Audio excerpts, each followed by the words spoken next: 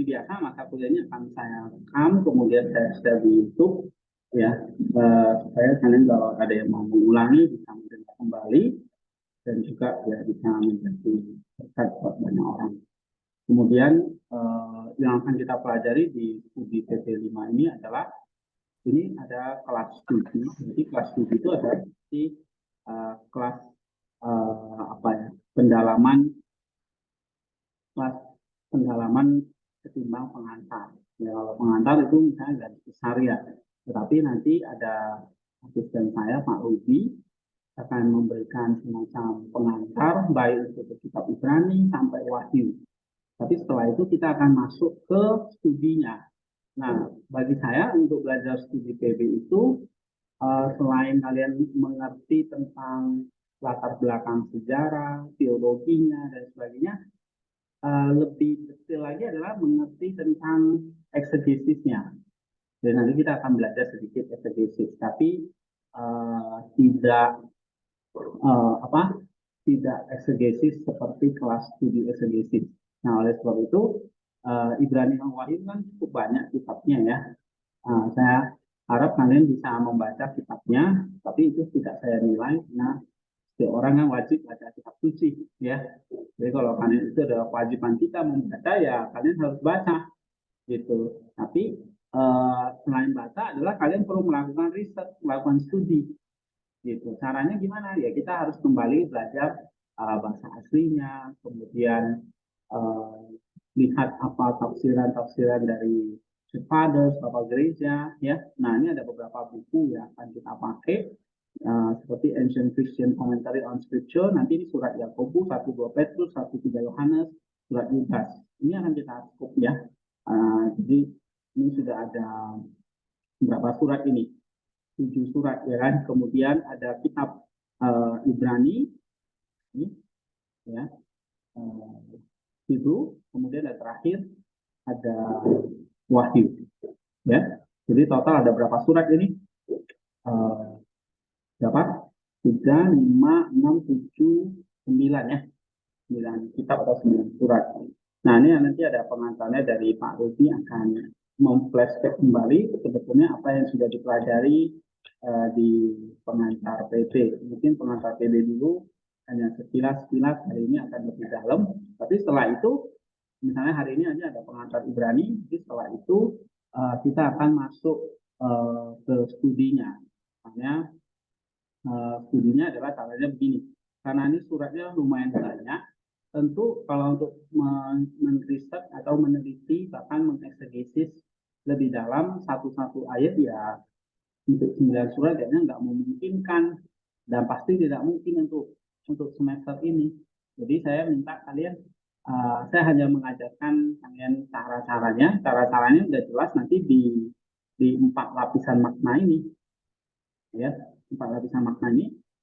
Kemudian ini semua sudah harusnya sudah familiar ya. Saya langkah untuk mempelajarinya pasti memakai 4 studi itu atau 4 langkah itu. Yang pertama apa? Lapisan 4 lapisan itu apa saja? Sakit, noetik, anagogik. Ya, sakit itu ada berapa langkah di dalamnya yang mesti kita kerjakan? Ada 5, yaitu apa saja? Teks aslinya. Oke. Ya, ini yang pertama.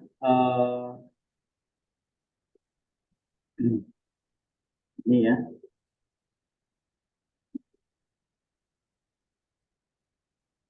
Yang pertama, untuk sakit itu artinya apa sakit? Lapisan yang pertama itu artinya apa? Literalnya atau historical meaningnya. Nah, nanti literal dan historical meaning ini akan kita akan banyak bahas, terutama nanti konteks historisnya nanti saya dibantu sama Pak Rudi, ya, secara konteks historisnya. Nanti konteks historis Ibrani, kemudian surat 1-2 3 Yohanes, Yakobus, ya, Yudas, dan terakhir kitab Wahyu. Kemudian tapi 1-4 apa saja langkah-langkahnya di situ? Ada teks asli, Ada synthetic form, terjemahan literal, dan synthetic content. Nah, ini maksudnya apa ini? Nanti saya akan kasih contoh, ya, kasih beberapa sampel, misalnya dari Ibrani, dari Yakobus, dari kitab 1 Yohanes, misalnya bahkan dari Wahyu. Ini ada contoh-contoh. Nah, tapi untuk pendalamannya, untuk latihannya ya kalian perlu kerjakan. Misalnya simpelnya adalah tentu ada di sini nanti cuma karena tidak SKS ya, saya kasih nanti ada tugas akhir sama tugas mingguan. Jadi tidak ada tugas baca, tidak ada ujian, tapi yang penting di sini tugas mingguannya. Nah, tugas akhirnya nanti kalian adalah melakukan artikel, membuat artikel jurnal. Oke? Nah, nanti setelah UTS baru nanti kita akan mendalami itu. Tapi sebelumnya ini saya akan memberikan kita akan banyak latihan-latihan 10 atau 4 lapisan makna ini atau 10 langkah ini. Oke? Nah, untuk tugas mingguannya, saya mau kalian misalnya hari ini ya, misalnya kita belajar apa sih hari ini? Misalnya nanti Ibrani 1 ayat 1 sampai 4. Ya. Nah, misalnya kita belajar ini nih hari ini. Oke? Nah, kita belajar ini. Nah, yang saya mau adalah kalian belajar membuat langkah ini. 1, 2, 3, 4 misalnya. Tapi satu minggu satu perikop. Perikopnya terserah yang mana. Ya, apakah itu kalian bisa ambil misalnya 1 ayat, 2 ayat. Yang penting tiap minggu ada melakukan yang namanya riset ini. Ya, nanti latihan sampai bisa membuat 10 lapisan. Gitu. Nah, misalnya hari ini kita udah belajar sampai langkah 6 nih. Nah, berarti minggu depan kalian coba ambil dari kop yang lain buat langkah 1 sampai 6. Ayatnya nggak usah banyak, tapi betul. Misalnya kalian mau satu dari kop boleh minimal ya 1 ayat. 1 ayat, tapi kalian bisa bikin copy teks aslinya, buat synthetic form-nya, tinggal lihat di Bible ya, bikin terjemahan literalnya, bikin synthetic kontennya, buat konten historisnya, buat semantik kontennya, misalnya begitu. Bahkan nanti sampai bisa dapat semuanya, konsep teologisnya, kemudian ringkasannya, ya, bikin aplikasinya, bahkan nanti bisa bikin animasi. Nah, ini target kita, gitu ya. Tapi ini mesti latihan tiap minggu. Oke. Nah, saya sudah pernah bikin, misalnya saya kasih nanti ya di DevOps ya, bukan di WordPress, itu ada nanti saya kasih linknya di sini, nanti kalian bisa lihat contohnya. Oke. Nah, seperti kalian bikinnya semua di WordPress gitu. Di WordPress nanti tinggal mungkin misalnya bikin di Word, itu tinggal dikopikan aja ke WordPress-nya. Oke. Nah, supaya WordPress kalian itu ada isinya lah. Ya, jangan nggak ada postingannya. Nah, nanti dari postingannya kalian bisa bisa kasih kasih linknya, kumpulkan di ininya. Oke. Nah, itu tugas mingguannya. Nanti akan dibantu cek sama Pak Ruby, ya. Nah, Pak Ruby akan banyak terlibat nanti di dalam membaca tugas-tugas kalian, memberi komen, ya, memberi penilaian, kemudian ya memberi masukan-masukan. Oke. Nah, yang penting adalah jangan sama ayatnya setiap orang, harus beda-beda. Kenapa? Karena kalau sama takutnya kalian saling ngopi gitu, ya. Nah, memang dalam langkah-langkah ini, misalnya kita kembali ke sini, jadi yang paling sulit adalah kita bikin langkah ke-6 kan, benar ya? Nah, tetapi langkah ke-6 ini adalah hasil dari langkah ke-4. Jadi kalau 4-nya salah, 6-nya juga salah gitu loh. Ya, kalau 6-nya salah ya 7, 8 dan seterusnya juga salah gitu. Ya kan? Nah, langkah 4 itu ditentukan langkah keberapa? Langkah ketiga. Ya kan? 3 dan 2 gitu. Jadi saling bergantung nih. Oke? 2 tergantung 1. Synthetic form itu tergantung teksnya. Kalau kita salah menerjemah, salah sintaktik form, salah terjemahan literal, maka kontennya, isi sintaksisnya juga salah. Akibatnya semantik kontennya juga salah. Oke? Nah, sehingga kalau kita pakai pendekatan ini memang harus teliti gitu. Ya, langkah-langkahnya itu ikuti. Jadi ibarat kayak misalnya teks kitab suci itu tidak hanya semacam teks saja ya, tetapi kita percaya di balik teks itu ada yang namanya teoria, noetik, spiritual, mystical meaning gitu. Oke? Nah, ini artinya apa? Lapisan dua ini. Roh dari teks itu, roh dari kitab suci. Ya. Nah, rohnya. Kalau tubuhnya mana? Lapisan satu. Ini tubuhnya. Ibarat kalau kayak manusia kan ada tubuhnya, ya kan? Nah, rohnya di lapisan kedua. Yaitu yang pertama adalah kita mau mencari apa sih spiritual atau teori atau noetiknya. Ya, yang kita sebut sebagai Christ Center dan Ecclesia. Nah, Christ Center dan Ecclesia ini artinya apa?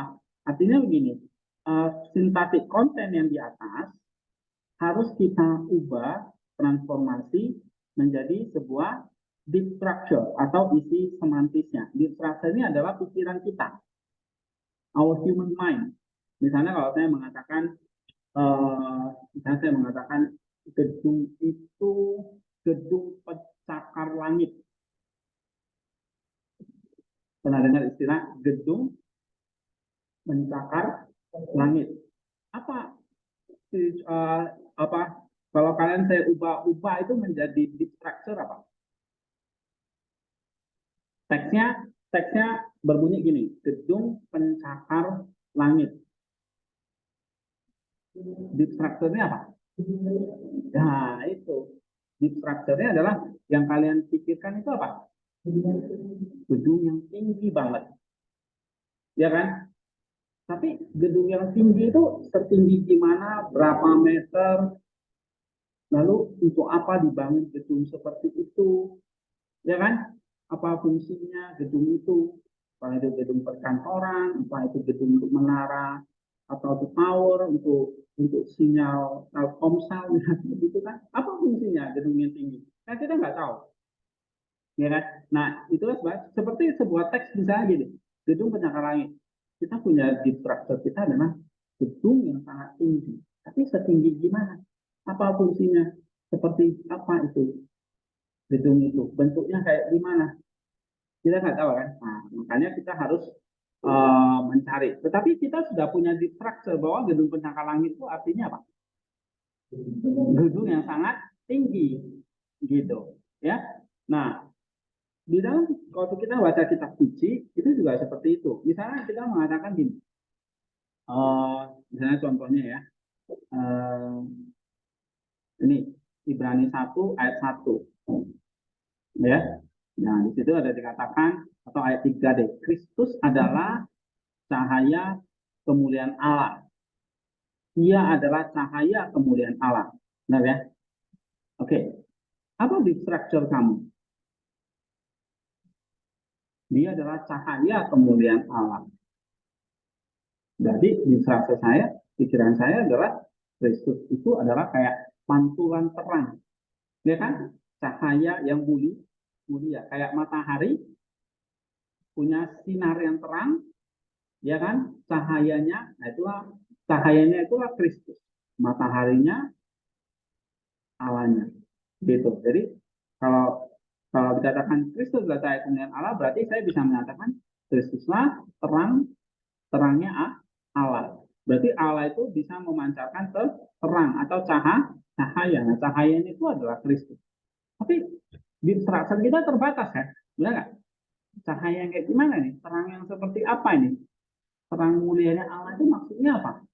Ada yang bisa jelaskan nggak di sini?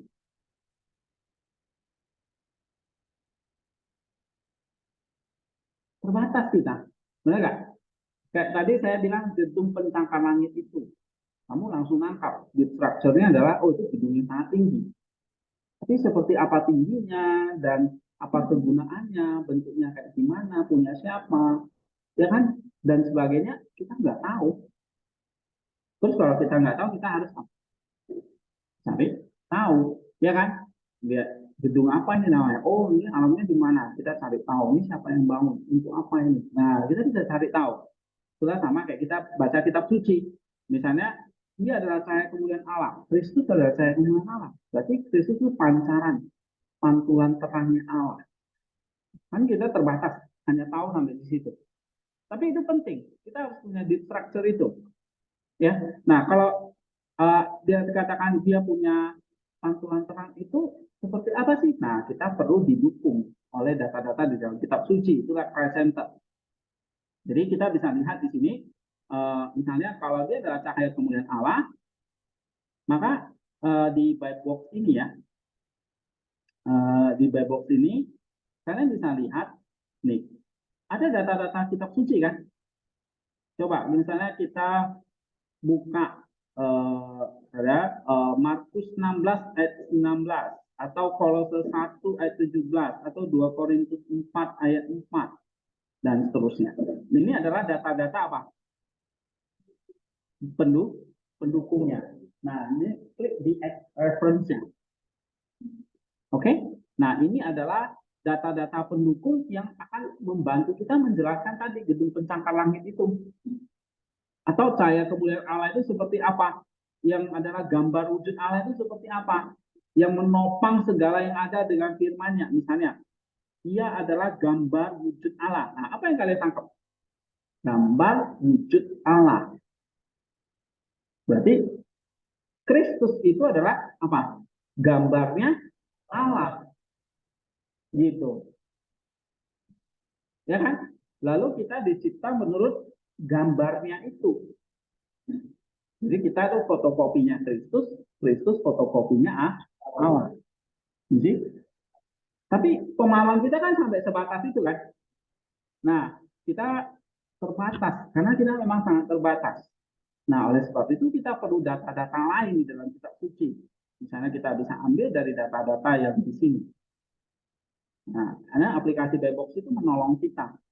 Jadi kamu nggak mungkin kita nggak hafal ayat-ayat kitab suci kan, apalagi zaman sekarang ya, sangat sulit kita suruh menghafal. Nah, ada aplikasi seperti ini yang menolong kita. Kita bisa buka Ibrani 8, 10, 12 dan sebagainya dan sebagainya. Oke? Kemudian kita perhatikan lagi, ini kita bisa baca lagi tulisan dari para bapak gereja ini yang bersifat eklesial. Eklesial itu sebetulnya nggak hanya dari church fathers ya, sebenarnya banyak dari tradisi gereja, banyak dari ibadahnya, dari liturginya, dari tulisan-tulisan yang lain, dari kidung-kidung ya. Nah, tapi yang saya bisa ajarkan di sini adalah tulisan-tulisan dari church fathers. Misalnya nanti kita bisa pakai komentar ini ya. Nah, Ibrani ini ada di sini. Kalian tinggal buka Ibrani 1 ayat 3. Coba, ini semua bukunya sudah ada belum? Nah, silakan dibuka Ibrani 1 ayat 3 misalnya. Oke. Nah, ini nanti kalian tinggal lihat di sini.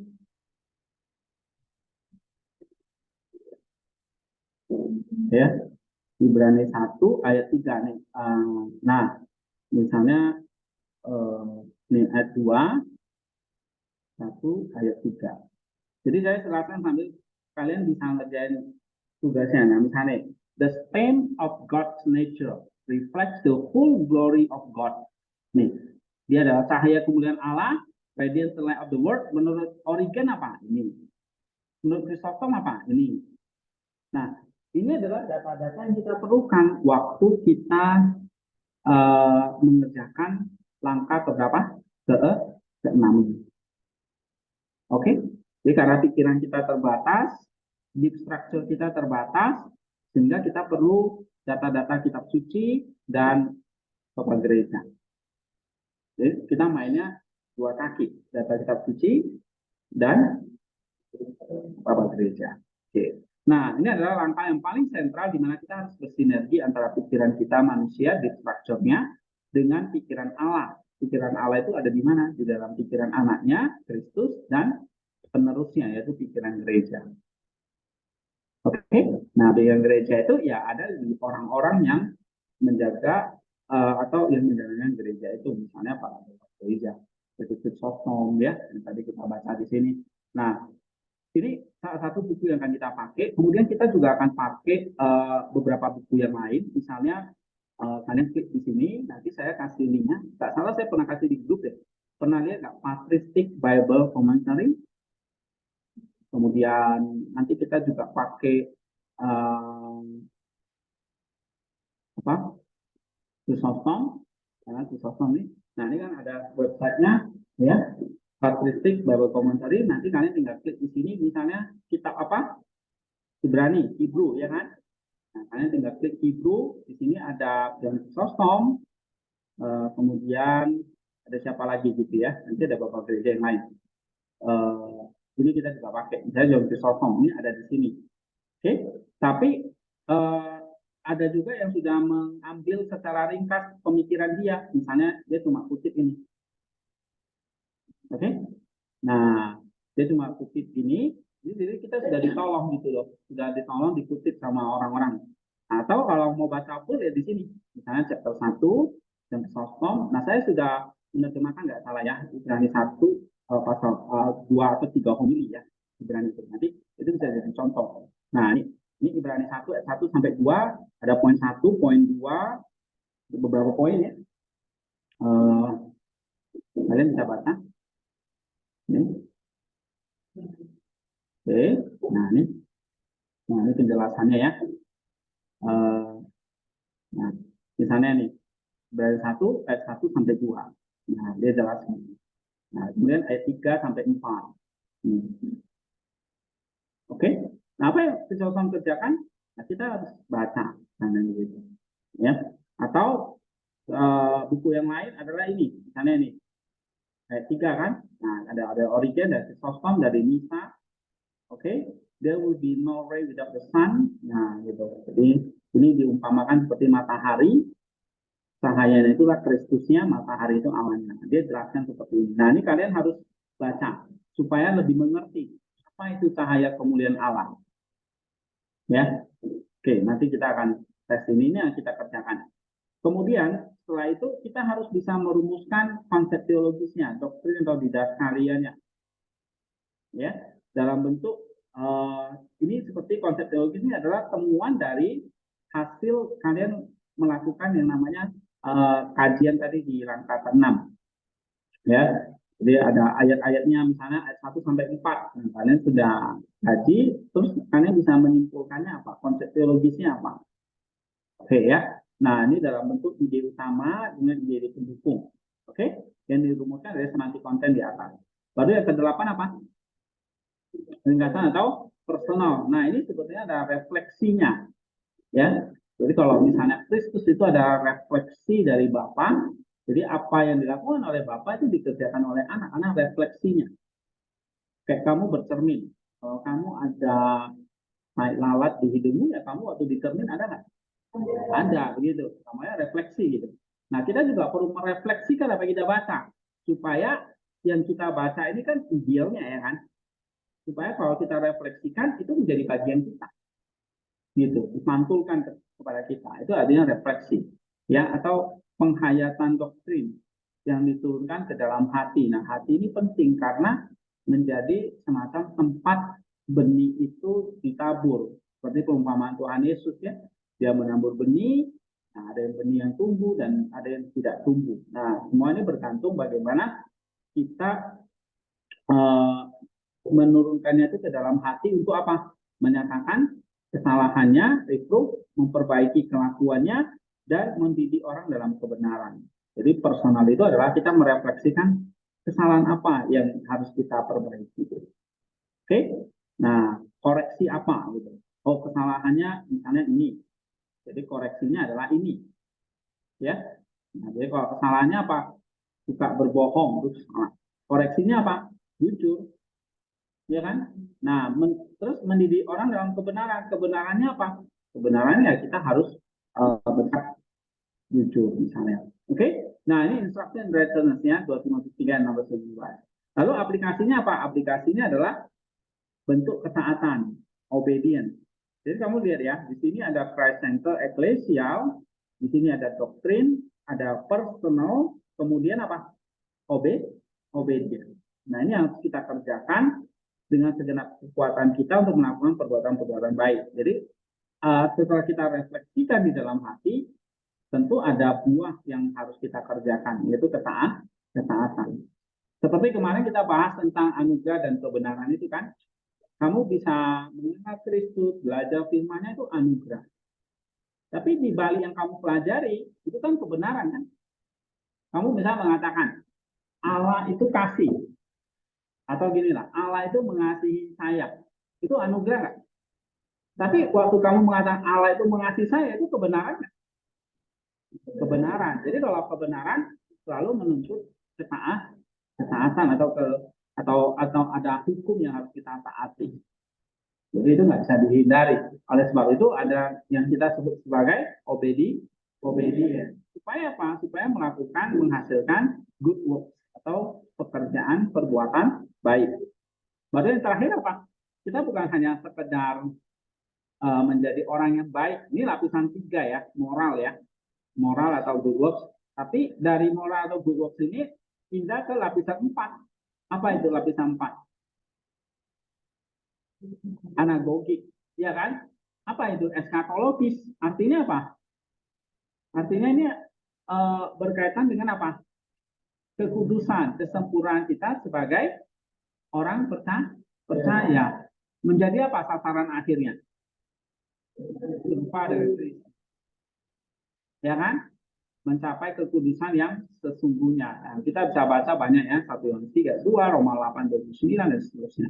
Oke, anagogik adalah eskatologi adalah langkah terakhir pembaca Alkitab, itu bagaimana personal dan obedience. Personal itu di langkah kedua, lapisan kedua, obedience lapisan ketiga, ini makin menguduskan kita. Sehingga pada akhirnya memang kita bukan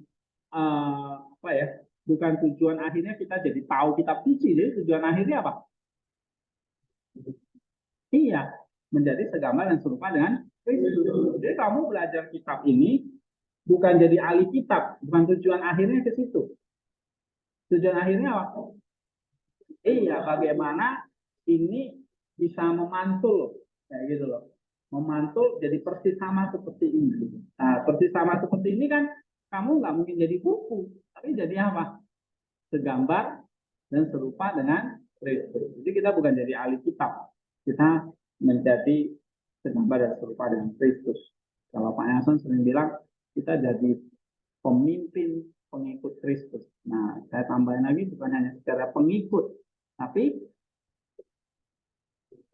pengikut itu kan ya ngikut aja kan, tapi belum tentu ngikut dengan sungguh-sungguh. Harus apa? Menjadi serupa dengan pemimpinnya, serupa dengan Kristusnya. Oke? Jadi lebih dari sekedar pengikut, tapi menjadi serupa dengan yang kita ikuti, yaitu Kristus. Nah, ini 10 langkah yang akan kita kerjakan. So, setelah ini nanti Pak Rudi akan share. Pak Rudi apa udah siap? Nanti setelah itu kita akan break. Kelas kita sampai jam 4 ya. Oke, sampai jam 4. Kalau telat ya sampai jam 6.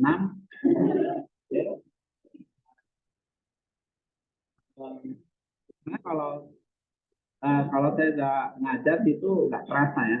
Kalian yang ini ya. Oke. Orang masih tidur? Udah enggak ya? Oke. Nah, biasanya suka tidur ini kayak Riko, ya. Nah, coba lagi tuh. Yang duduk depan itu enggak, yang duduk belakang. Oke. Nah, ini kita akan masuk ke langkah berapa nih? Langkah kelima dulu. Apa ini tentang konteks historisnya. Jadi kalau belajar konteks historis sangat luas ya. Nah, ini nanti Pak Rudi akan kasih latar belakang kitab Ibrani dulu. Setelah itu nanti kita akan belajar, kita akan kembali ingat teks aslinya, sintaktik. Oh, berarti kalau istilah sintaktik, terjemahan, itu berarti kalian harus kembali ingat apa? Bahasa Yunani. Nah, ini dia. Saya takut kalian sudah ilahi. Oke, artinya udah lupa gitu. Nah, nggak apa-apa. Tapi paling nggak diingat lagi, di refresh lagi. Nah, hari ini nanti kita akan lihat sampelnya Ibrani 1 ayat 1 sampai 4. Ya, bagaimana kalian mengerti ini kembali, kemudian nanti kita ambil satu ayat, misalnya atau dua ayat, memahami yang ini tadi, yang keenam ini. Nah, ya, tentu dengan alat bantunya adalah buku ini dan juga dari Chrysostom. Nah, jadi saudara perhatikan ini, tolong dicatat. Nanti saya kasih linknya deh ya. Ada buku yang kita pakai, buku utamanya dua, yaitu Patristic Bible Commentary, kemudian ada itu Ancient Commentary itu, dan juga nanti beberapa bahan, misalnya ini kalau kalian lihat di sini,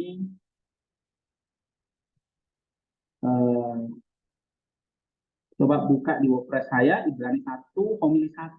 Itu dari John Chrysostom. Ada? Sudah ada download? Oke. Nah, ini Homili 1, Ibrani 1, ayat 1 sampai 4. Nah, nanti kita akan lihat. Kita belajar dari, jadi ada kumpulan dari beberapa gereja, tapi ada satu khusus yang akan kita dalami. Misalnya nanti dalam kelas ini kita akan banyak menyinggung John Chrysostom. Ya, karena Ibrani, khususnya untuk Ibrani, dia banyak nulis dari John Chrysostom. Terus nanti memang ada lagi dari ini sih, dari beberapa bapak gereja yang lain ya. Misalnya kayak ada Thomas Aquinas, tapi ini Catena Bible bisa kalian pakai. Cuma Catena Bible itu apa ya? Uh, ya sepenggal-sepenggal gitu. Jadi kalau kita baca Patristic Bible Commentary itu misalnya dari John Chrysostom, ini full gitu, nggak ada yang dipenggal-penggal, ya kan? Misalnya ayat 1, dia akan jelasin begitu panjang ini.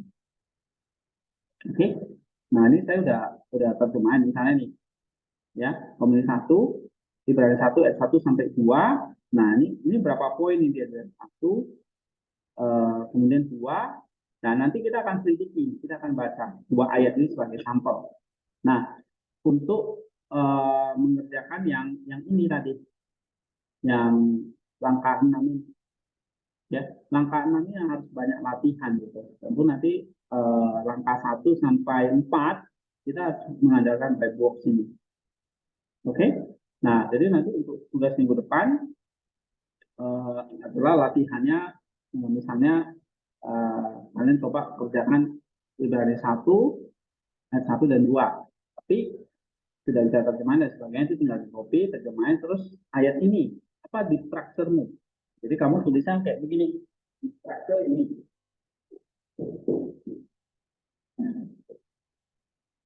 Ya, oke. Kayak gini. Misalnya nanti di buku ini, nih, sorry, ini nanti ini kan ada the same of God's nature, ya. Berarti ini apa ini namanya? Sintaktik kontennya ini. Oke. Nah, terus kalau ini namanya apa? Ini destruction-nya Origen ini. Ya kan? Nah, Origen ini destruction-nya ini semua menurut Origen. Tapi bukan destruction kamu gitu loh. Ya kan? Nah, destruction kamu apa? Misalnya tadi cahaya kemuliaan Allah, kamu akan tulis Yesus itu, berarti kalau cahayanya itu berarti cahayanya Allah.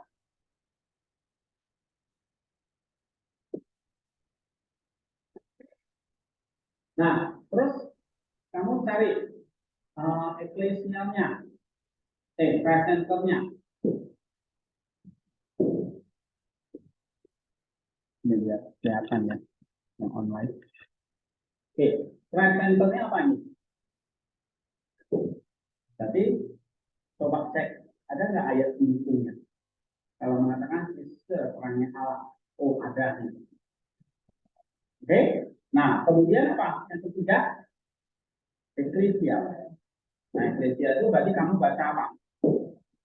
Nah, lihat misalnya simpatik konsen kita kan misalnya di sini ayat 3, bahwa dia ada saya kemudian Allah atau tempel dari nama Allah, kodratnya Allah. Oh, ada itu ternyata si Origen. Benar kan? Oke, kamu kutip Origen. Ya, tapi kamu kutip, kamu kasih apa? Komentar. Oke, setelah itu kamu gabungi ini jadi karakter. Ya, jadi saya akan kasih supaya yang ini juga bisa ikuti. Paham ya? Atau gini dulu. Nah, ini ya. Jadi kamu misalnya ini contoh ya. Ini contoh Ibrani 1 ayat 3. Coba semua buka Ibrani 1 ayat 3. Coba baca.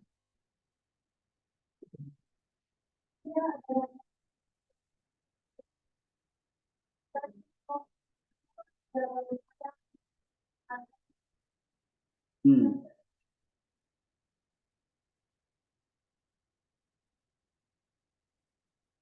Oke, jadi kalau misalnya kita lihat sintaktik konten itu berapa konten itu?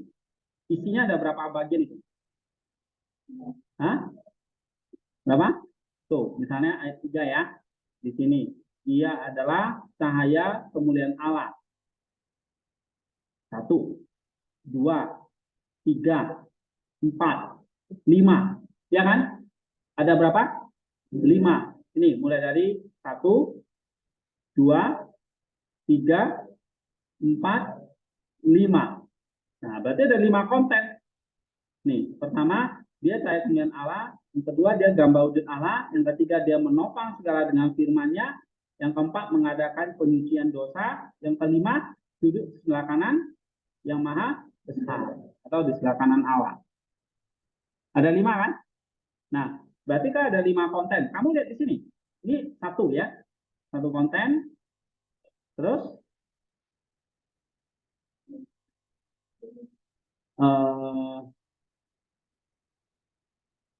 nah, di sini dia nolong kamu sudah kasih konten-kontennya nih. Nah ya.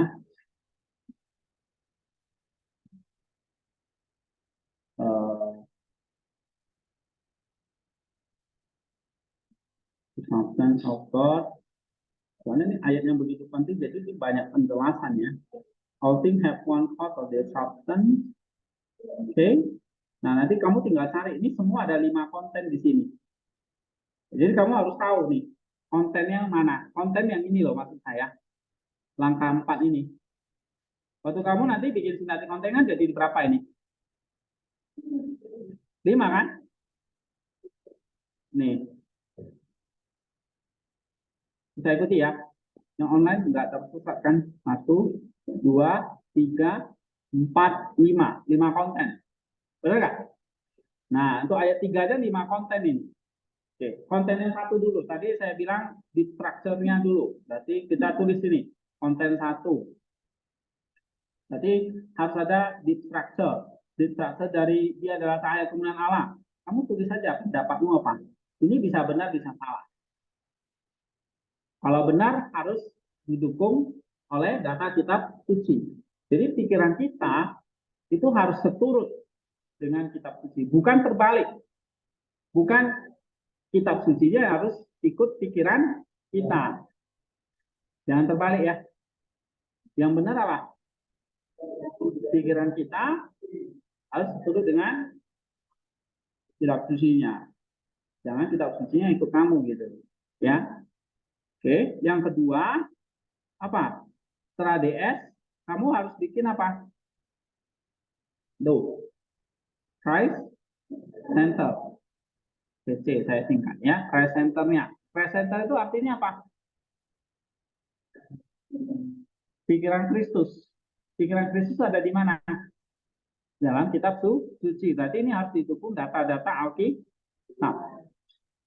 Cari ya. Yang ketiga, kalau misalnya Yesus adalah terangnya Allah, ada nggak di dalam kitab suci? Pasti ada. Nah, kamu tinggal nanti search di Bibleworks di sini, di X reference itu menolong banget, ya, gitu. Oke? Kalau ada, kalau nggak ada, jangan dipaksa-paksain ada gitu. Ya, biasanya sih pasti ada. Oke? Kalau nggak ada, ya kita tinggalin. Yang ketiga apa? Yang ketiga ini apa? Hah? Eklesialnya. Eklesialnya kita minta bantu sama siapa ini? dari fathers. Misalnya, Pak, kenapa sih kok tafsiran fathers? Kenapa nggak yang modern sekarang yang keren gitu loh? Menurut saya yang keren justru fathers gitu ya kan. Kenapa mereka keren? Kenapa mereka hebat? Ya karena mereka memang diberi hikmah oleh Allah. Kita percaya mereka diberi Roh Kudus untuk mengajar gereja dan terbukti sepanjang sejarah gereja sepanjang zaman. Misalnya kayak kita baca tulisan Chrysostom itu di abad keberapa? Abad ke 5, 400 sekian jadi.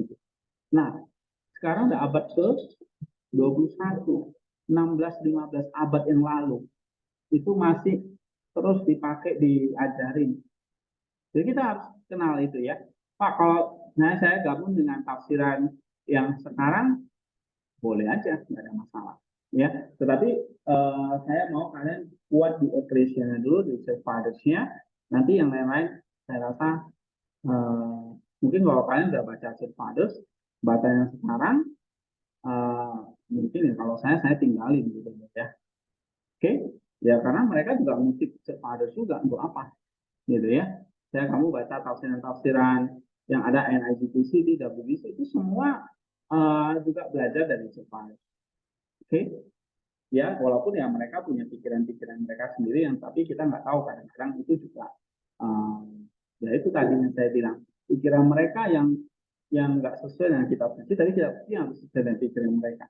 Nah itu sometimes itu kadang-kadang bahaya di situ. Tapi oke, kalian bisa pakai buku-buku Ibrani, buku-buku tafsiran, misalnya Wahyu, Yakobus, dan banyak di perpus ya. Nah itu boleh memperkaya, ya boleh memperkaya. Ya, tetapi kalian baca dulu teks-teks yang solid dulu, misalnya kayak Chrysostom. Nah, habis itu kalian baru bisa baca. Ya, tapi jangan sampai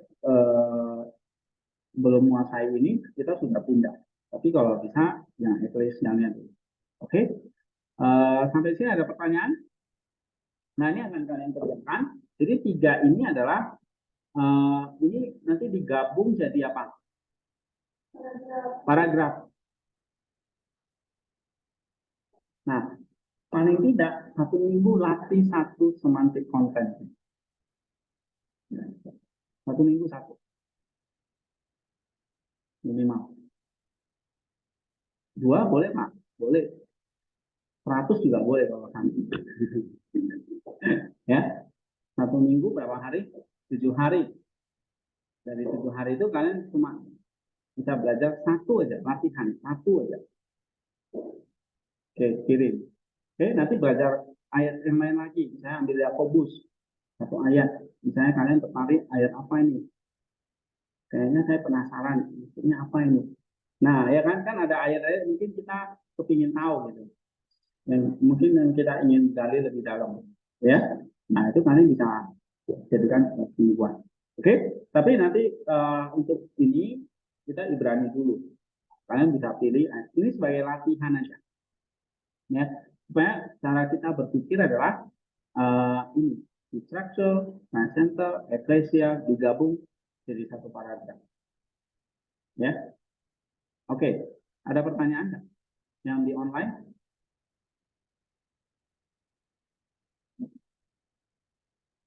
Oh, Pak Sami udah gabung ya. Dita, Ros, Ruby, Neman, Pak Ruby, Pak Sami.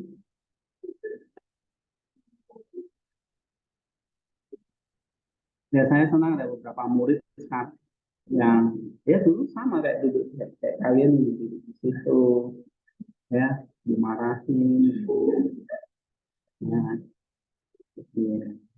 disindir sama dosennya ngantuk. Di situ dia belajar lagi ya bisa mengajarkan. Oke, nggak ada pertanyaan ya. Kita nanti buku-bukunya saya akan upload di Google Classroom ya. Ada 3 buku, kemudian ada link Patristic Bible Commentary-nya. Saya harap kalian punya Bible Works nggak di situ? Punya, Pak. Punya, Pak, punya. Ini ya, Ren? Punya kok, punya. ya, Pak Rudi, yang Pak Sami saya kurang tahu apa punya ya, tapi cukup berat untuk installnya gitu ya. Oke, sekarang saya serahkan ke Pak Rudi untuk melanjutkan pengantar surat Ibrani-nya. Kamu udah fokus ya? Oke.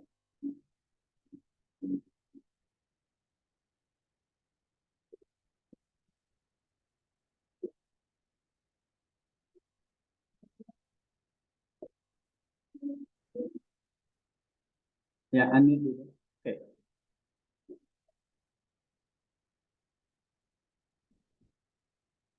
Suaranya belum masuk, Pak.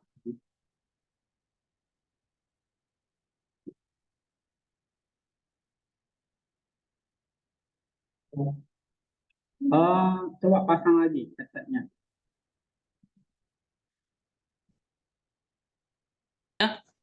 Selamat siang.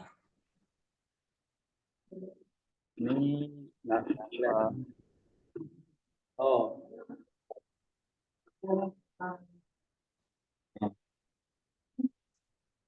Ya. Oke, selamat siang. Perkenalkan dulu, saya namanya Ruby Hatlan. Saya asal dari Cirebon. Ya, pernah sekolah juga di Soteria sebagai alumni. Saya juga ambil sekolah lanjut juga di daerah Batu, Malang.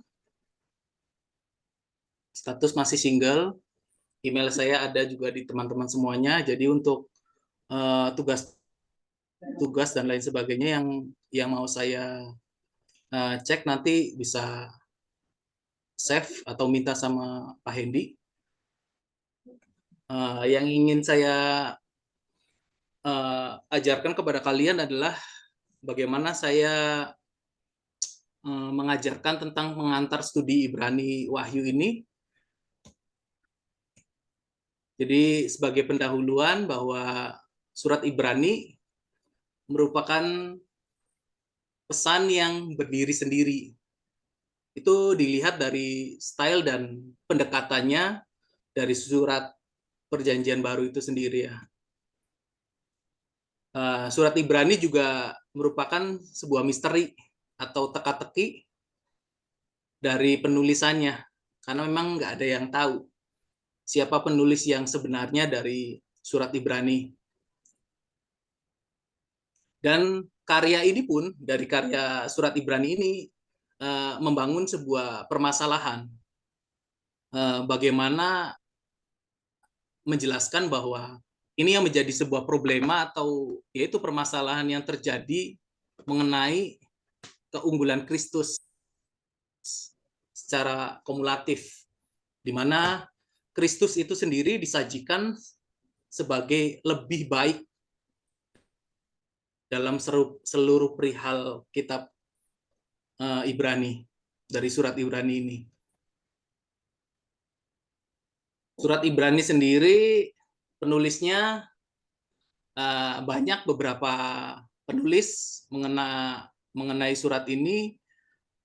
Mereka menjelaskan dari Louis Berkhof, Merrill Ceteni atau Donald Cutler, terus Leon Morris, Georgie Eldon Ladd, G. Wesley Brill, itu mereka menjelaskan dari beberapa tokoh-tokoh ini, mereka tidak mengetahui bahwa penulisnya itu tidak tahu.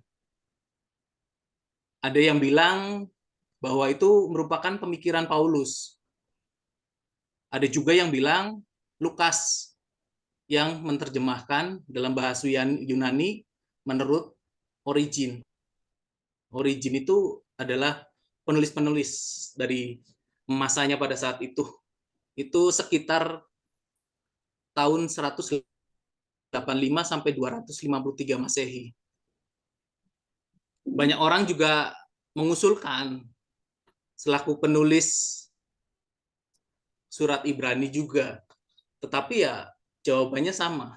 Mereka tidak mengetahui yang sebenarnya dari kitab Ibrani itu sendiri. Ada juga yang bilang bahwa Paulus yang menuliskan surat Ibrani. Ada juga Barnabas, Itu yang salah satunya yang tadi yang saya disebutkan, yang diusulkan oleh Tertullian, atau ada juga Apolos, atau yang diusulkan oleh Luther, Filipus si penginjil, itu yang diusulkan oleh William Ramsay, terus Priscilla dan Aquila oleh Adolf von Harnack, dan juga menurut statement dari Origen sendiri yang terpopuler dari surat Paulus, surat dari surat Ibrani ini adalah siapa penulis pesan ini, mereka tidak bisa yang menjelaskan, bahwa mereka mengatakan ya cuma Tuhan yang tahu, sama dengan penulis-penulis yang tadi yang saya sebutkan, ada Louis Berkhof dan lain sebagainya. Ini juga ada Louis Berkhof juga dari buku yang Introduction to the New Testament. Nanti kalian bisa baca, ada beberapa buku-buku yang nanti saya berikan. Mereka mengatakan bahwa Origen itu menganggap bahwa pemikiran-pemikiran dari surat yang berasal dari Paulus, jadi surat Ibrani yang mereka sebut-sebutkan bahwa itu berasal dari Paulus, tetapi tulisannya itu berasal dari seorang murid rasul. Yaitu yang salah satunya ada yang bilang bahwa Lukas dan lain sebagainya. Tetapi mereka juga menyimpulkan bahwa mereka tidak bisa mengetahui, hanya Tuhan yang tahu siapa penulis surat Ibrani ini sendiri. Ada juga Merrill C. Tenney itu dari survei Perjanjian Baru. Nanti kalian juga bisa lihat bahwa di situ mengatakan bahwa Origen itu sering mengutip sebagai hasil karya Paulus dan mengakui bahwa itu adalah karya Paulus. Demikian juga mereka juga memberikan pendapat sendiri, mereka juga tidak mengetahui siapa sesungguhnya yang menulis surat ini. Mereka juga mengatakan sama, hanya Tuhan yang tahu. Terus ada Donald Cutler, nanti kalian bisa baca juga.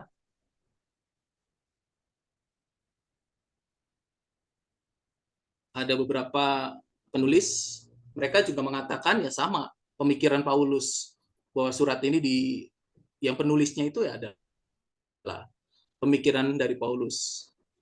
Ada juga yang mengatakan bahwa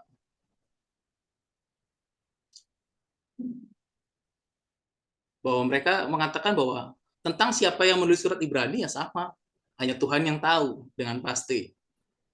Ada yang mengatakan bahwa Clemens yang menjadi uskup Roma, terus juga ada juga yang menganggap bahwa Lukas sebagai penulisnya.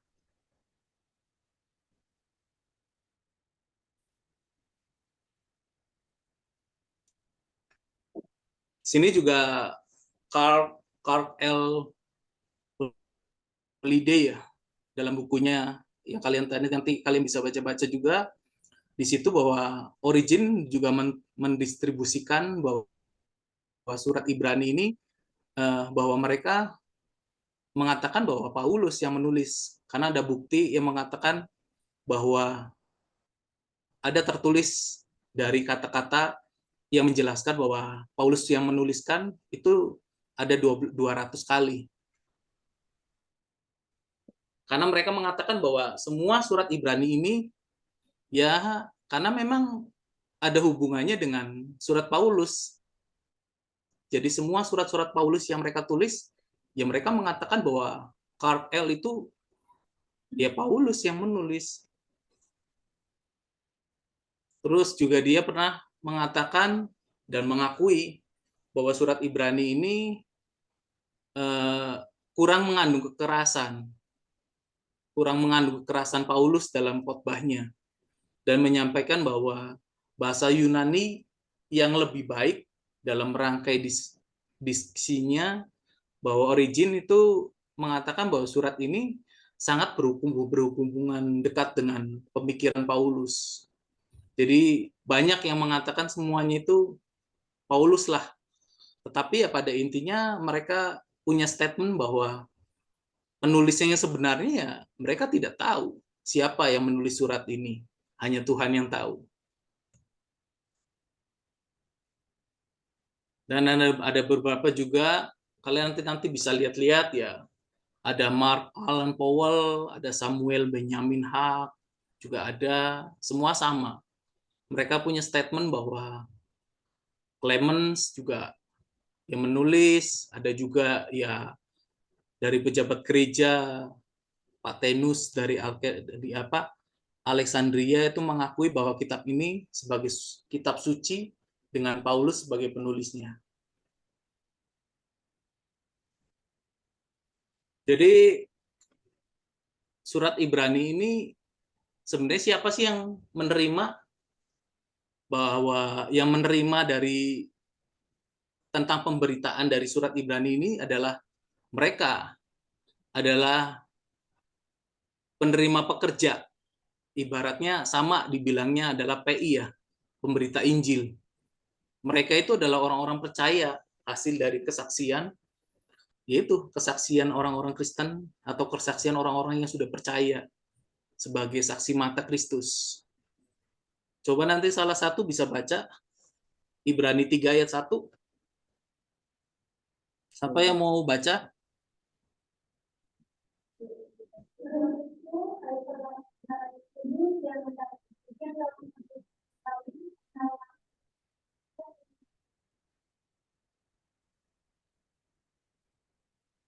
Itu di situ dikatakan kan adalah hai saudara-saudara yang kudus yang mendapat bagian dalam panggilan sorgawi.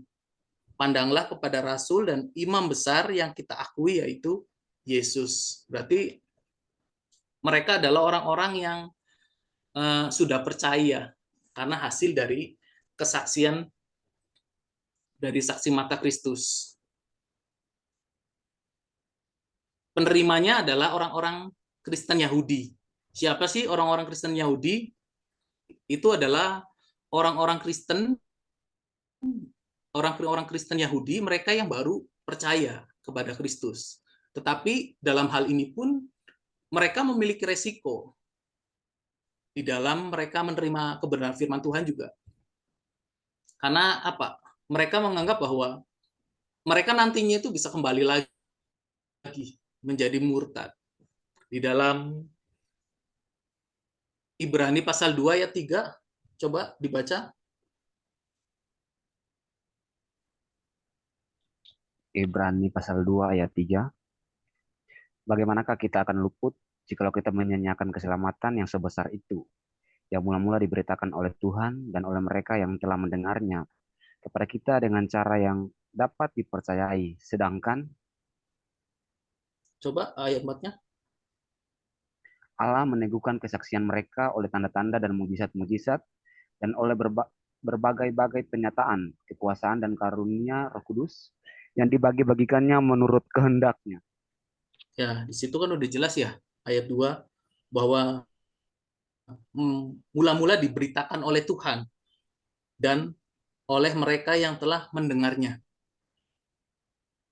Jadi mereka adalah orang-orang yang baru percaya, tetapi mereka punya resiko bahwa mereka nantinya itu akan kembali lagi ke agama mereka lagi. Jadi ibaratnya murtad. Sini dikatakan juga bahwa bagaimana mereka sebagai orang-orang Yahudi itu menghadapi kesulitan karena apa? Mereka yaitu yang dikatakan bahwa mereka akhirnya nantinya murtad itu bagaimana pemberitaan Injil itu dan bagaimana mereka mempertahankan iman itu untuk mereka mengalami segala resiko yang ada dan itu kembali lagi bahwa mereka yang sudah percaya kepada Kristus, mereka harus berjuang.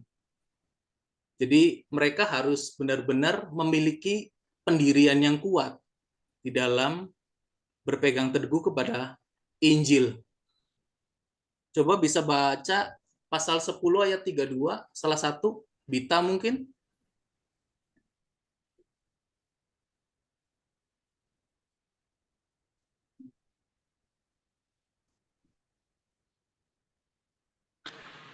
Ibrani pasal 10 ayat 32.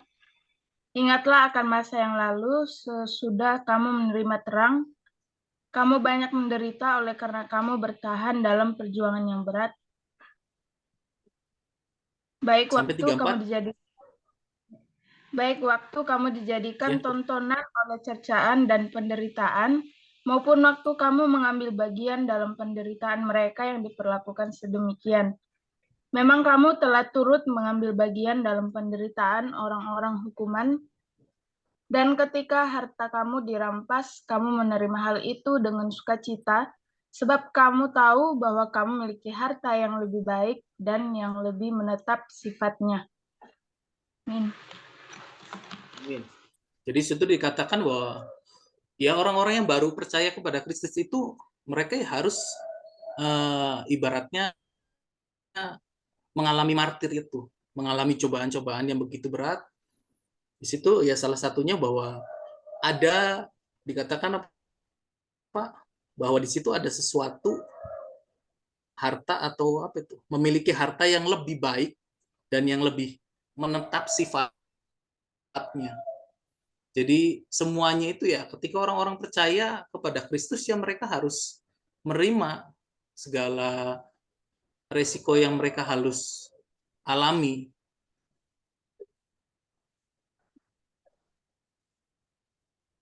Nah, itu yang saya tadi katakan bahwa mereka akan mengalami apa ya? Mengalami cobaan yang begitu berat yang membuat mereka itu gampang sekali untuk tersesat dan murtad. Dan bagaimana mereka itu harus benar-benar berpegang teguh. Di sini dikatakan bahwa mereka itu dalam bahaya tersesat, akibatnya mereka mengalami banyak tekanan, dan banyak juga mereka itu berargumen. Karena mereka mempertahankan itu bagaimana Kristus dan pengorbanannya itu lebih baik daripada Musa dan sistem pengorbanan perjanjian lama. Jadi bahwa mereka ya akan mengalami banyak hal cobaan yang harus mereka hadapi ketika mereka sudah percaya kepada Kristus di dalam Ibrani ini ya. Tema dan struktur dari sastra surat Ibrani ini sebenarnya banyak orang yang keliru. Ada yang bilang bahwa surat Ibrani itu adalah buku atau apa? Dibilang ada khotbah, sebuah khotbah yang tertulis. Kenapa mereka mempunyai statement bahwa mereka mengatakan bahwa surat Ibrani adalah sebuah khotbah yang tertulis? Karena mereka ya merujuk dari sebuah perkataan penghiburan atau nasihat. Salah satunya di Ibrani 13 ayat 22. Salah satu. Siapa yang belum pernah baca?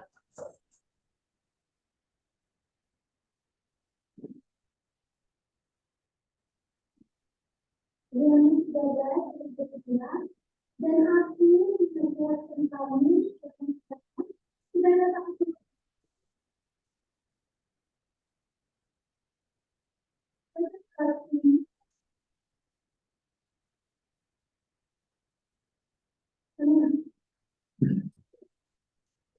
Amin. Di situ dikatakan udah jelas ya bahwa situ adalah kata-kata nasihat. Ya. Jadi salah satunya yang mengatakan statement itu bahwa ada yang bilang bahwa khotbah ataupun perkataan nasihat, ya jelas ada. Ada juga yang dikatakan yang seperti tadi yang Kohedi bilang, sebetulnya surat Ibrani itu adalah sebuah eksegesis panjang dari beberapa bagian dari perjanjian lama. Karena apa? Mereka mengatakan bahwa karena memang penulisnya sendiri itu banyak mengambil kutipan-kutipan dari Septuaginta, yaitu versi bahasa Yunani dari perjanjian lama. Di sini juga dikatakan bahwa surat Ibrani itu adalah salah satunya adalah mengilustrasikan dari keunggulan pribadi dan aktivitas Kristus dalam Perjanjian Lama. Dalam Ibrani, coba salah satunya Ibrani 1 ayat 1 sampai 4. Siapa yang belum baca? Ibrani 1 ayat 4, telah bertemu dahulu iman kalian pada cara berbicara memulakan dari hati kepada mengakhiri ini dan telah berbicara tentang tiga dan ada dan adalah ia dikatakan sebagai yang berhak dari masyarakat yang ada. Oleh dia akan memberikan Allah kita, dia adalah cahaya kemuliaan Allah dan waktu Tuhan yang bagi Allah menunjukkan segala hal yang bisa mengadakan pembuktian dosa dari kebenaran secara tinggi. Jauh lebih tinggi dari atas yang yang tidak.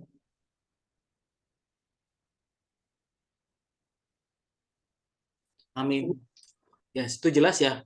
Bahwa di situ katakan bahwa mengilustrasikan keunggulan pribadi dari Kristus sendiri, jelas bahwa di situ dikatakan salah satunya bahwa Kristus sendiri itu lebih tinggi daripada malaikat.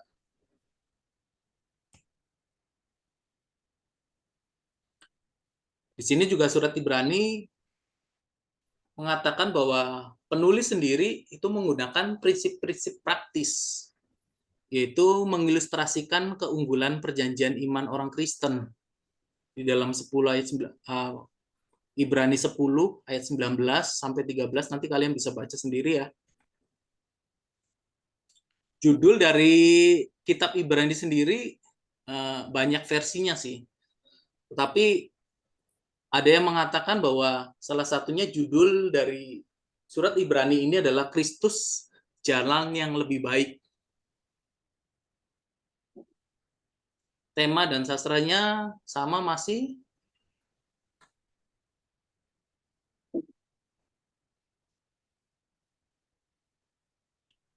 Sama dengan yang tadi judul yang tadi saya bilang bahwa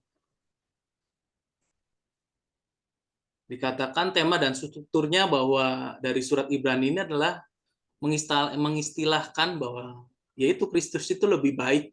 Itu ada yang mengatakan di situ digunakan 8 kali di dalam Alkitab. Bagaimana menggambarkan supremasi Kristus baik dalam pribadi maupun karyanya. Yang tadi yang dalam Ibrani 1 ayat 1 sampai 4 merupakan topik utama dari surat Ibrani ini. Salah satunya tadi ya, Ibrani 1 ayat 4, jauh lebih tinggi daripada malaikat-malaikat, sama seperti nama yang dikaruniakan kepadanya jauh lebih indah daripada nama mereka. Nanti kalian bisa baca. Terus juga banyak penekanan-penekanan yang terdapat di dalam surat Ibrani ini. Ada istilah atau kata sifat, yaitu sempurna dan surgawi. Dan Tuhan sendiri atau Dia itu memberikan wahyu atau kedudukan, imamat, perjanjian, persembahan, dan kuasa yang unggul. Itu yang tadi bahwa menjelaskan tentang supremasi Kristus. Kristus sendiri digambarkan di dalam bahasa Ibrani sebagai nabi, imam, dan raja yang bersifat ilahi dan manusia. Di sini dikatakan bahwa surat Ibrani sendiri itu lebih dari 20 nama atau gelar yang digunakan mengenai supremasi tadi ya. Mencirikan kualitas dan perbuatannya. Salah satunya adalah pewaris segala sesuatu, rasul dan imam besar, perantara, penulis dan penyempurna iman kita, terus keahliannya, keilahiannya, dan kemanusiaannya itu ditekankan dengan penekanan yang sama. Coba yang belum baca kitab Ibrani 1, surat Ibrani 1 ayat 3 dan 8.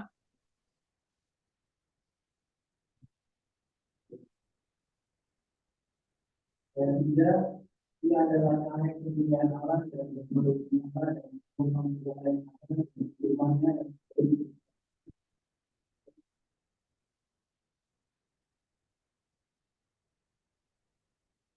Terus ayat 8,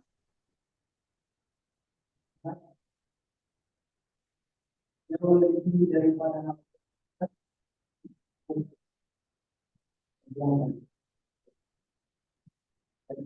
ya itu jelas ya. dia awal dunia dan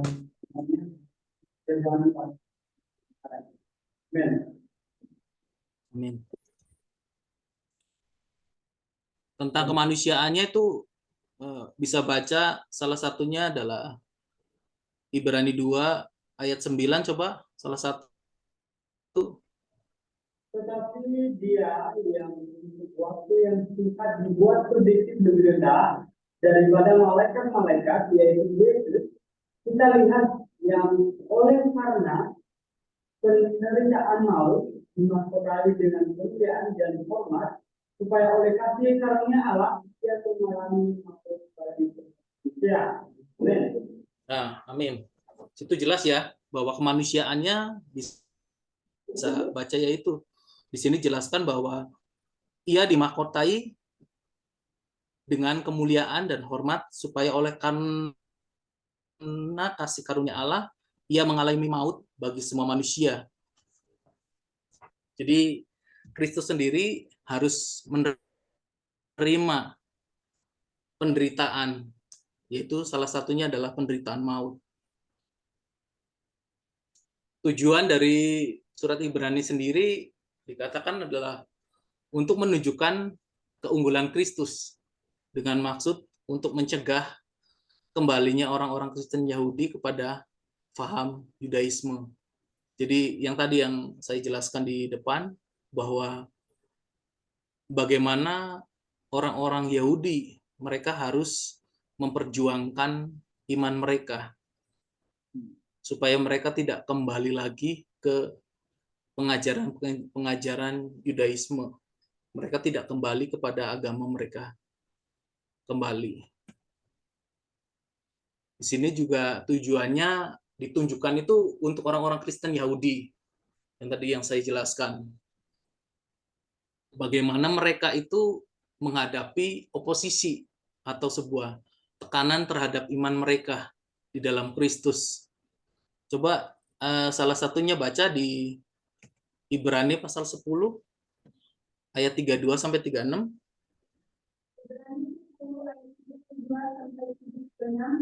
Ingatlah akan masa yang lalu, sudah kami dengan terang, kami banyak menderita, oleh kami bersaksi dalam kesempatan. Baik waktu kami dijadikan, maupun waktu kami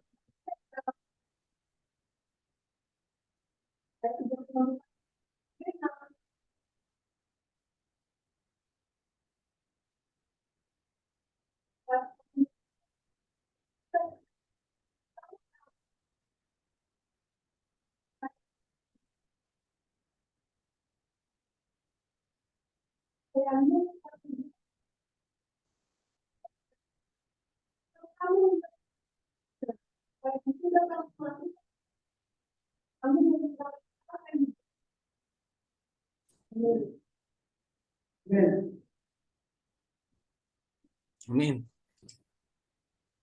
Ya, di ayat 35 itu jelas bahwa sebab itu janganlah kamu melepaskan kepercayaanmu karena besar upah yang menantinya.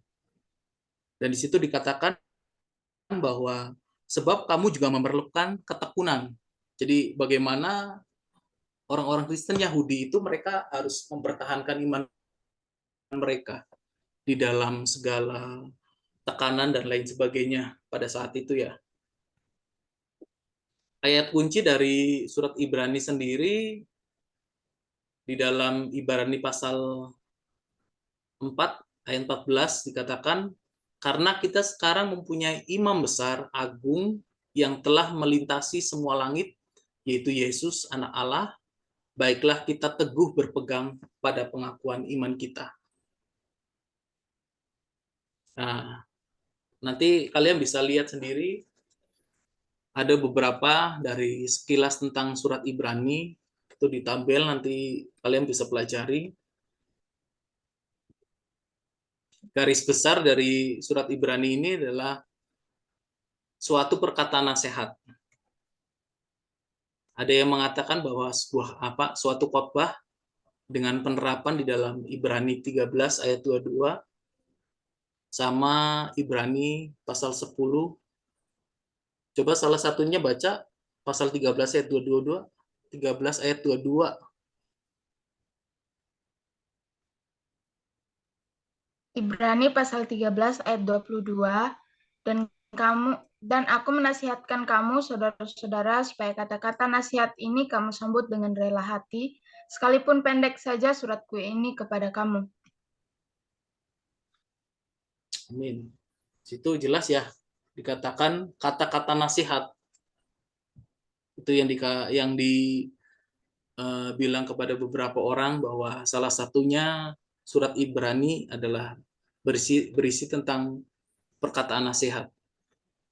Ada juga pernyataan mengenai tentang keunggulan Kristus.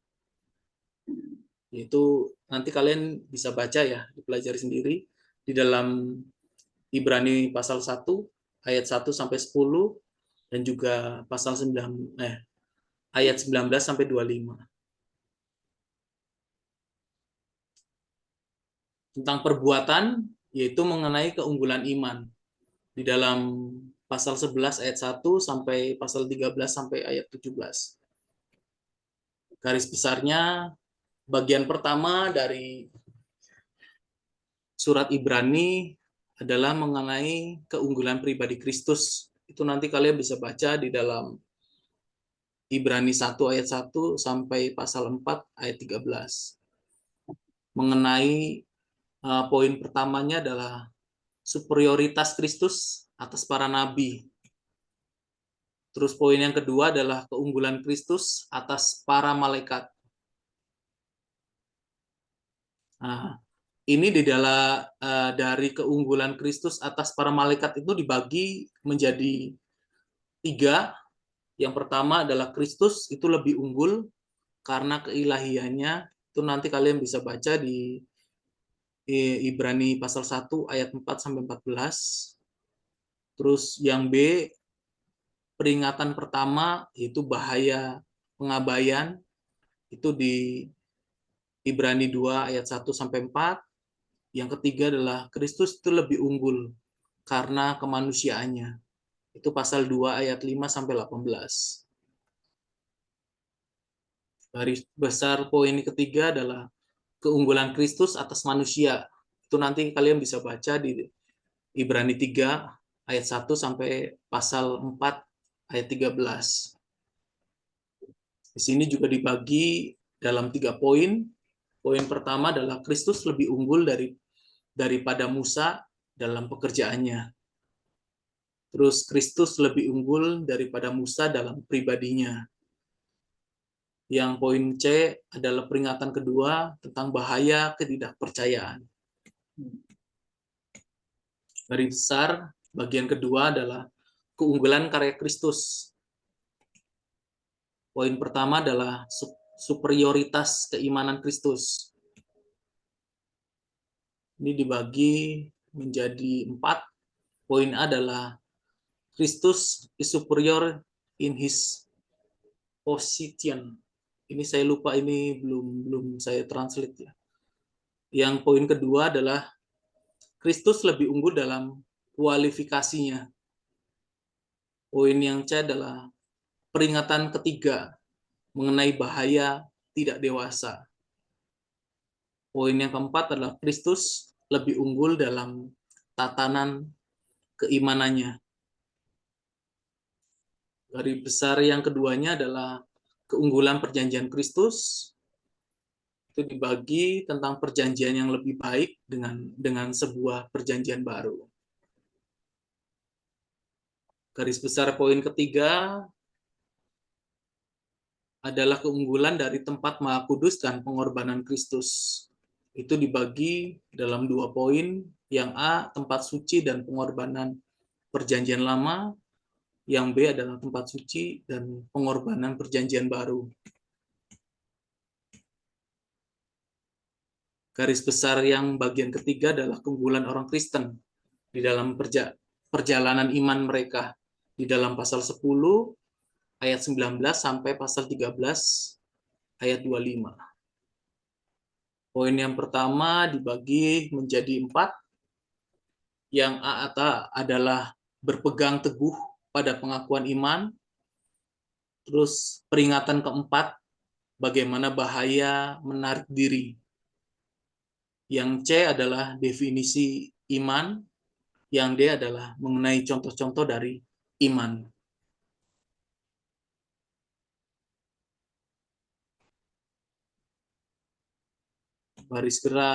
Garis besar poin yang kedua adalah tentang ketekunan iman. Yaitu poin A adalah teladan ketekunan Kristus. Yang B, nasihat untuk bertahan dalam hajaran Allah. Yang C adalah peringatan kelima mengenai bahaya menolak Allah. Mungkin bisa lihat ya salah satunya, coba yang poin C, peringatan kelima ini bahaya menolak Allah, pasal 12 ayat 25 sampai 29. Ibrani pasal 12 ayat 25 sampai 29. Jagalah supaya Ya. kamu jangan menolak Dia yang berfirman, sebab jikalau mereka yang menolak Dia yang menyampaikan firman Allah di bumi tidak luput, apalagi kita, jika kita berpaling dari Dia yang berbicara dari surga. Waktu itu suaranya menggoncangkan bumi, tetapi sekarang Ia memberikan janji. Satu kali lagi aku akan menggoncangkan bukan hanya bumi saja, melainkan langit juga. Ungkapan satu kali lagi menunjuk kepada perubahan pada apa yang dapat digoncangkan, karena ia dijadikan supaya tinggal tetap apa yang tidak tergoncangkan. Jadi, karena kita menerima kerajaan yang tidak tergoncangkan, marilah kita mengucap syukur dan beribadah kepada Allah menurut cara yang berkenan kepadanya dengan hormat dan takut. Sebab Allah kita adalah api yang menghanguskan. Ya, amin. Jadi bagaimana di situ dikatakan bahwa bagaimana kita itu bahayanya menolak Allah. Salah satunya itu di ayat 25. Janganlah supaya kamu jangan menolak Dia yang berfirman. Jadi yang terakhir dikatakan juga sebab Allah kita adalah api yang menghanguskan. Gimana ngerinya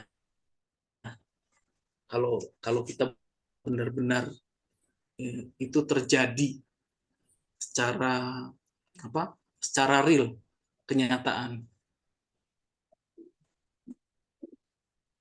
Garis besar dari poin ketiga ini dibagi 2 poin, yaitu poin ketiga adalah nasihat untuk mengasihi. Dibagi 2, kasih dalam bidang sosial. Yang kedua adalah kasih dalam bidang keagamaan.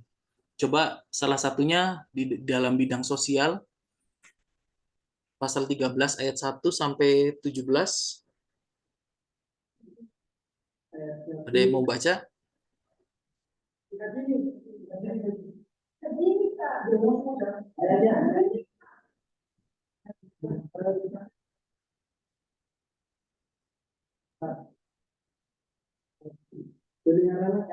Ibrani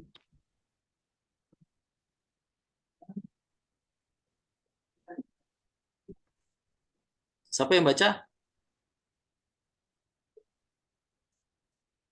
Sok.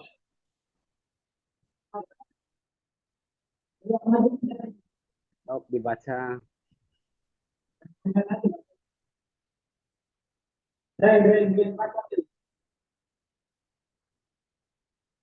Ayat 1.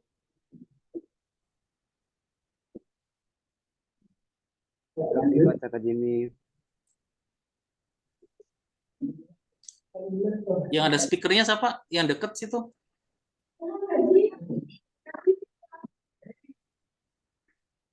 Sok Jimmy dibaca Jimmy.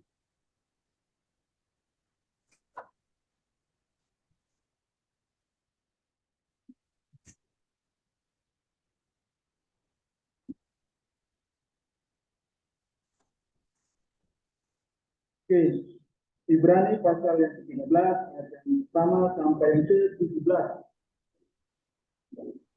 Peliharalah kasih persaudaraan. Jangan kamu lupa memberi tumpangan kepada orang, sebab dengan berbuat demikian beberapa orang yang tidak diketahuinya telah menjamu malaikat.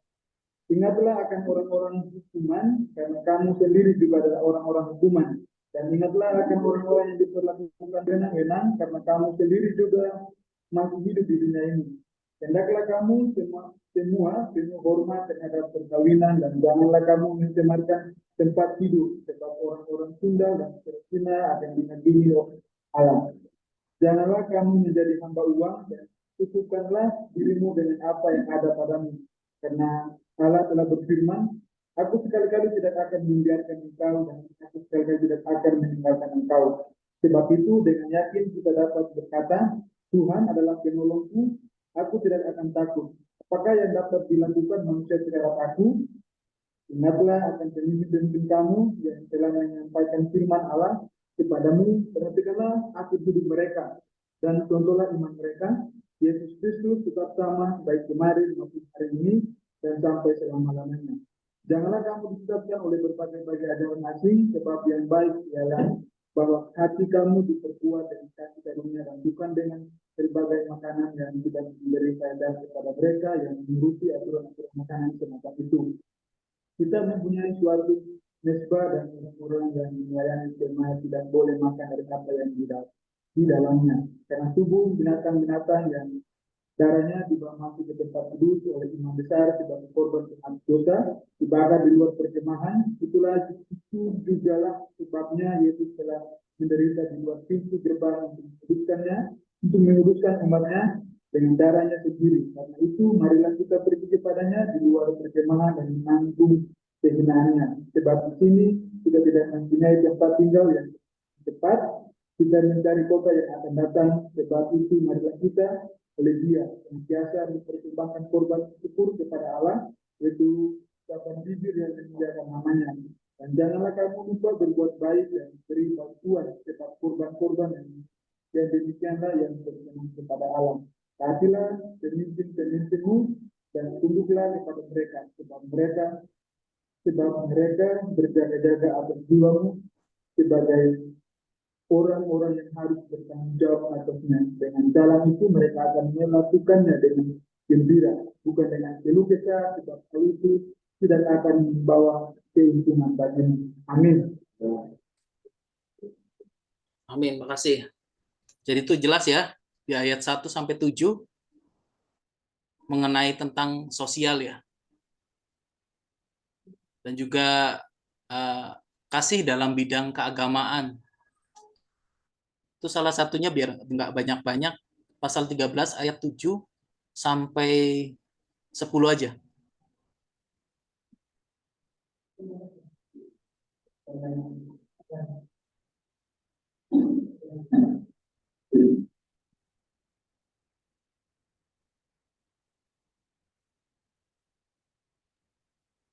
Pasal 13 ayat 7. Ingatlah akan pemimpin-pemimpin kamu yang telah menyampaikan firman Allah kepadamu, perhatikanlah akhir hidup mereka dan contohlah iman mereka. Yesus Kristus tetap sama, baik kemarin maupun hari ini dan sampai selama-lamanya.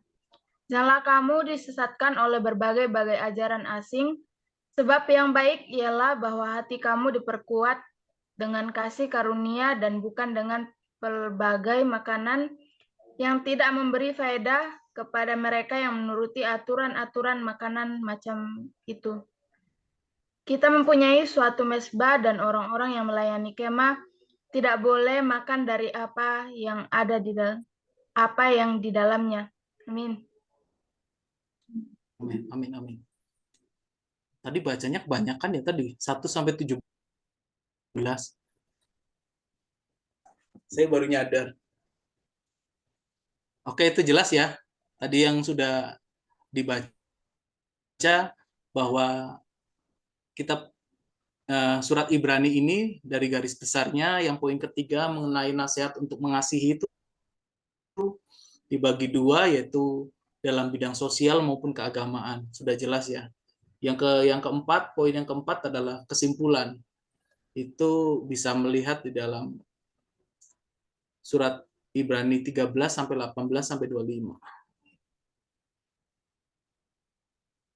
Keunggulan tentang Kristus adalah merupakan perikop terpenting dalam Alkitab berkaitan dengan Kristus, yaitu pasal pertama dari surat Ibrani. Coba salah satunya lihat di Yohanes pasal 1 ayat 1.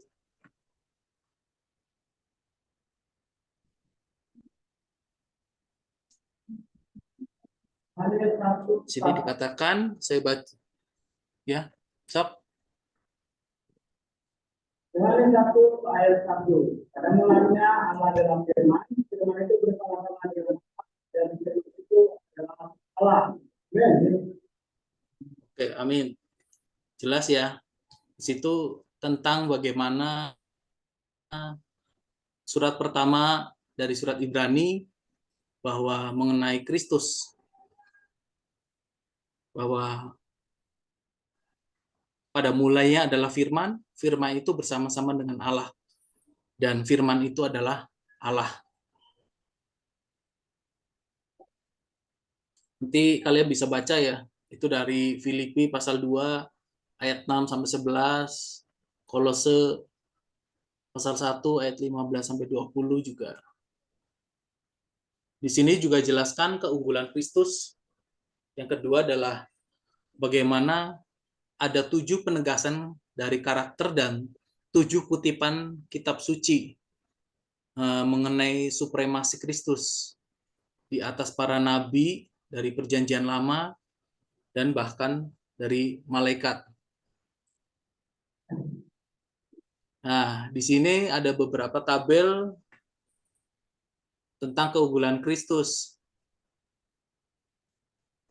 Yesus lebih besar daripada para nabi dan juga Yesus lebih besar dari malaikat. Dibagi dari 7 afirmasi atau penegasan dari karakter atau 7 kutipan kitab suci. Di situ ada tentang pewaris segala sesuatu, ada sang pencipta, ada manifestasi keberadaan Allah. Jadi nanti kalian bisa pelajari sendiri ya, bagaimana keunggulan Kristus itu sendiri. Ada diambil dari Mazmur pasal 2 ayat 7, ada 2 Samuel pasal 7 ayat 14. Tentang perbuatan-perbuatan iman di dalam Ibrani 11 ayat 1 sampai 3 itu menjelaskan, dan Ibrani pasal 11 ayat 4 sampai 40 itu sebagai contoh iman. Ini yang harus dijunjung, jadi pegangan oleh para pembaca. Salah satu baca Ibrani 11 ayat 1 sampai 3. Ibrani 11 ayat 1 sampai 3. Iman adalah dasar dari segala sesuatu yang kita harapkan dan bukti dari segala sesuatu yang tidak kita lihat. Sebab oleh imanlah telah diberikan kesaksian kepada nenek moyang kita. Ayat yang ketiga, karena iman kita mengerti bahwa alam semesta telah dijadikan oleh firman Allah, sehingga apa yang kita lihat telah terjadi dari apa yang tidak dapat kita lihat. Amin. Ya, itu menjelaskan ya di dalam Ibrani pasal 11 ayat 1 sampai 3 itu bagaimana menjelaskan iman itu adalah dasar dari segala sesuatu, dan yang mencontohkan iman itu Ibrani 11 ayat 4 sampai 40.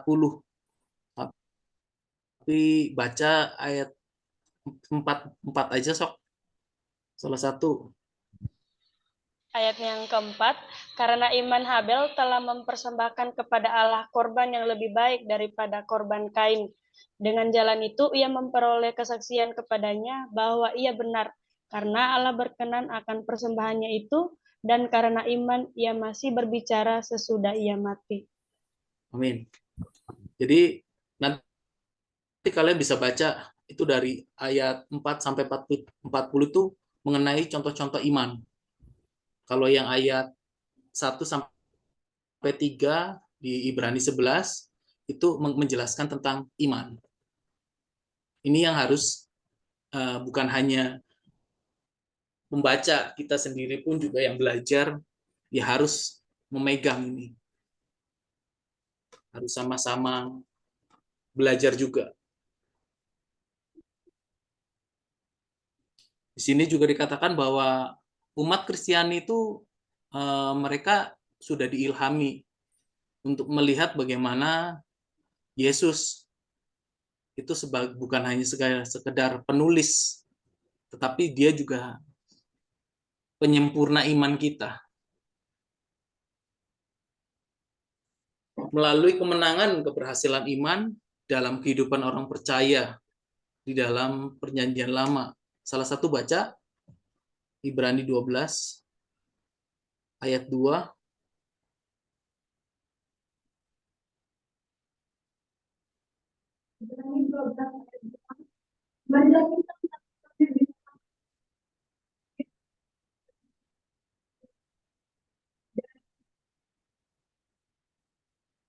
Dan dengan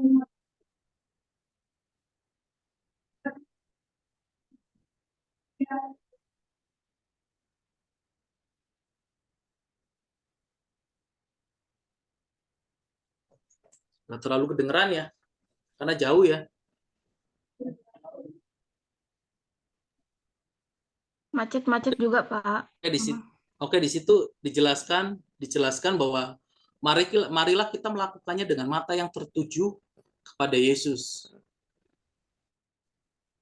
yang memimpin kita dalam iman dan yang membawa iman kita itu kepada kesempurnaan, yang dengan mengabaikan kehinaan tekun memikul salib, ganti sukacita yang disediakan bagi Dia yang sekarang duduk di sebelah kanan tahta Allah.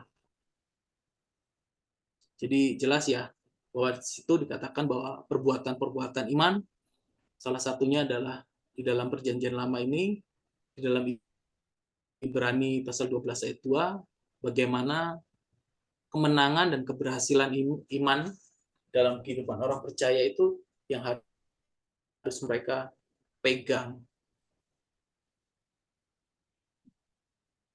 Iman itu dibagi beberapa, jadi yakin akan janji Tuhan, yakin akan kuasa Tuhan, bertindak berdasarkan janji-janji Tuhan, mengatasi rintangan yang luar biasa, jadi menghargai Kristus di atas dari segalanya dan memahami rencana ilahi. Jadi iman itu mencakup dari 6 ini. Bagaimana kita, kalau kita memiliki iman ya kita harus yakin akan janji-janji Tuhan. Kalau kita memiliki iman ya harus yakin akan kuasa Tuhan. Kalau kita memiliki iman pun ya kita harus memahami rencana ilahi Tuhan. Jadi rencana ilahi yang memang Tuhan beri kepada kita. Dan kalau kita memiliki iman ya harus menghargai Kristus di atas dari segalanya. Kalau kita memiliki iman pun ya kita harus mengatasi rintangan yang luar biasa. Jadi kalau kita benar-benar memiliki iman ya ibaratnya itu rintangan apapun yang akan kita hadapi di depan kita, itulah adalah salah satu proses iman kita. Untuk kita benar-benar memiliki iman nggak sih dalam hidup kita? Jadi penting ya bahwa iman harus memiliki 6 ini.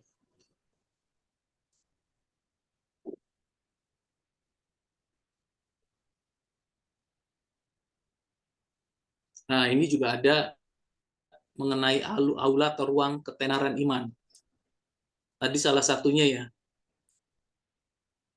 tokoh-tokoh iman, yaitu ada Habel, Henok, Nuh, Abraham,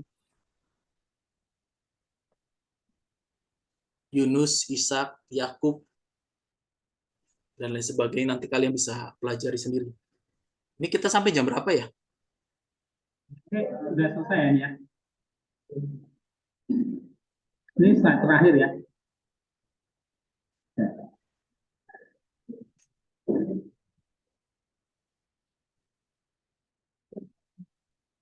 Ya, Kita akan break dulu, ya, kira-kira 5 menit. Di situ kita masuk lagi.